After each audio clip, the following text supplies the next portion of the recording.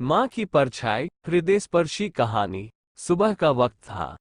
सूरज की लाल किरणें दिन की शुरुआत कर रही थी। हरे भरे पेड़ों पर पंछी मीठे सूर में गुनगुना रहे थे।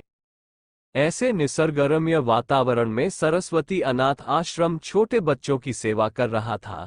कभी कभार शायद माँ का प्यार भी कम पड़ जाए, लेकिन इस आश्रम में बच्चों को मिलने वाले प्यार में कभी कमी नहीं आती थी। सूरज की कोमल धूप में मात्र 15 से 16 साल की पीहू सूरज को एकटक निहार रही थी। तभी उतने में उसे एक ख्याल आया। सूरज जैसे जैसे ढलता जाता है वैसे वैसे परछाइयों को पीछे छोड़ता जाता है, और पीछे छूटी हताश परछाई फिर से उगते सूरज की राह देखते हुए रोती रहती है। इस विचार से पीहू का मन भर आया और उसे अपनी माँ की याद आई। तभी वह अपने मन ही मन में बोलने लगी, माँ तुझे याद नहीं कि मेरे पापा मुझे छोड़कर कब भगवान के पास चले गए? पर तुम ही मुझे कहती थी ना कि बेटा तू 1 साल की थी तब तेरे पापा को कैंसर की बीमारी थी। इस वजह से तेरे पापा भगवान के घर चले गए, लेकिन तकदीर की लड़ाई में मैंने हार नहीं मानी। पीहू बेटा, मुझे तेरे साथ ये कठिन दुख की लड़ाई जीतनी है। इसलिए मैं तेरी परछाई बन तेरे लिए जो हो सके वो करूंगी। वक्त आने पर मैं लोगों के घर के काम भी करूंगी, पर तुझे बहुत पाऊंगी, तुझे बड़ा बनाऊंगी। मैं तेरे पापा के सपने को वास्तव में लाऊंगी। तेरे पापा की बहुत इच्छा थी कि हमारी छोटी सी पीहू बड़ी होकर पायलट बने। लेकिन जिंदगी में ऊंचा उठने के लिए तेरे पापा से तेरे पंखों को मिलने वाली ताकत तेरे पापा के जाने से टूट गई। लेकिन माँ, इतने बड़े दुख के रेगिस्तान में मैं सुख की परछाई ढूंढ रही थी। मेरे इन पंखों को बल देती माँ। लेकिन क्यों माँ, क्यों मेरे पंखों को बल देने से पहले मुझे क्यों छोड़कर चली गई? पापा की तो पितृछाया मुझे ना मिल सकी, पर तू तो मेरी परछाई बनकर जी रही थी। फिर क्यों तू भी मुझे छोड़कर चली गई? लेकिन तेरे जाने से मैं तेरी ममता से जुड़ी रही तेरे प्यार की परछाई ढूंढते हुए दुख के रेगिस्तान में अकेली रही।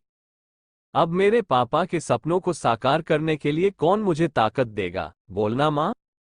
पीहू मन ही मन बोल रही थी। तभी उतने में प्यार और ममता से सभी लड़का लड़कियों से बर्ताव करने वाली सीमा मैडम ढूंढते हुए पीहू को देखने आई और प्यार से बोली, बेटा क्या हुआ, क्यों रो रही हो? तभी पीहू अपने आंसू पोंछते हुए बोली, मैडम मुझे अपनी माँ की बहुत याद आ रही है। तभी सीमा मैडम ने पीहू को अपने सीने से लगाया। वो बोली, देखो पीहू बेटा, ऐसे नहीं रोते।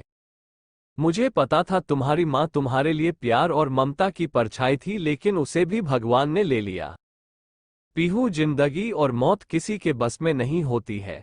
पीहू सीमा मैडम के तरफ देखते हुए बोली, मैडम भगवान भी कितने कठोर दिल के होते हैं। जब मैं छोटी थी तब मेरे पापा कैंसर की बीमारी से चले गए, और अभी कोरोना के काल मेरी माँ की बेस्ट फ्रेंड रमा आंटी एक दिन के लिए हमारे घर आई। तभी माँ को कोरोना हो गया और मेरी माँ गुजर गई। वो मुझे छोड़कर चली गई। मेरे जीवन में परछाई बनकर रहने वाली मेरी माँ मुझे अब दिखाई ही नहीं देती। पीहू की यह अवस्था देखकर सीमा मैडम की आंखें भर आई। फिर भी सीमा मैडम पीहू को दुख भरे स्वर में बोली, ये देखो पीहू बेटा, जिस टाइम तेरे गांव के सरपंच ने तुम्हें इस आश्रम में लाया तब उन्होंने तुम्हारी जिंदगी की सब कर्म कहानी बताई थी। इसी कारण से मैं तुम्हें अकेले नहीं छोड़ती हूँ, लेकिन इसके आगे मैं तुम्हारी माँ बनकर, तुम्हारी परछाई बनकर जिंदगी जीना चाहती हूँ। ऐसे बोलकर सीमा मैडम ने पीहू को अपने बाहों में भर लिया और रोने लगी। सीमा मैडम को सीने से लगाकर पीहू ऐसा लगा जैसे उसकी माँ की खोई हुई परछाई सीमा मैडम के रूप में फिर से उसके साथ देने आ गई। तो दोस्तों, आपको ये कहानी कैसी लगी? अगर वीडियो अच्छी लगी तो चैनल को लाइक, कमेंट, सब्सक्राइब जरूर करें। धन्यवाद।